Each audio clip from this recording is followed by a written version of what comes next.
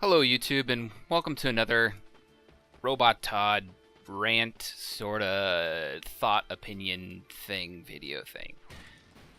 Recently I've been thinking about how growing up in the 80s and 90s have kind of spoiled me in the sense that I expect more from game developers and like platform developers, you know.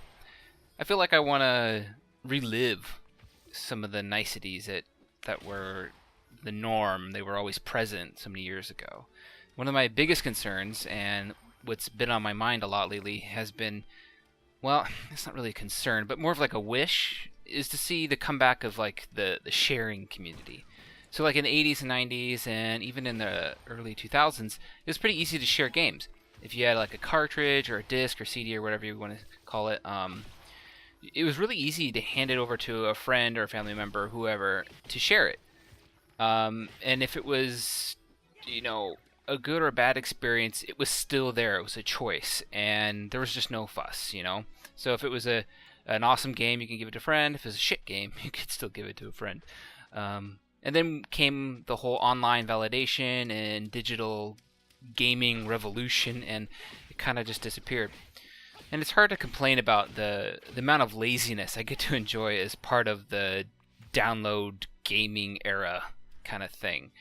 Yet, and I guess sorry to Valve, you're my guinea pig for this example, because we're kind of getting screwed by this sort of purchasing option or medium. And I picked Valve because the Steam platform is probably by far the most popular place to buy digital gaming content in North America and Europe. When I started looking into the ability to share in today's world, thinking there wasn't a way to share games at all from my Steam account to another, I stumbled across the Steam family sharing thing. Now, like many of you, I said to myself, what the hell is this, and why have I not heard of it? Oddly enough, family sharing has been around for 2 years. Yeah, 2 full years. So in a nutshell, you can share your entire library of games with family and friends, up to 5 different accounts on 10 different computers. And that is if the developer allows this and it doesn't involve particular online games. Like what I've read, I guess you can't share CSGO. I feel like the system misses the mark. Again, I see threads and articles noting that if I share my library and decide to play, for example, Rust, it immediately stops sharing the sharing process for all games on my list, effectively negating the whole thing, you know. My family or friends who happen to be playing games like Game Dev Tycoon, they immediately have to get their game wrapped up, saved, and they get kicked out, even if I'm not playing that game on my account, which is just odd to me. And it's cumbersome, to say the least.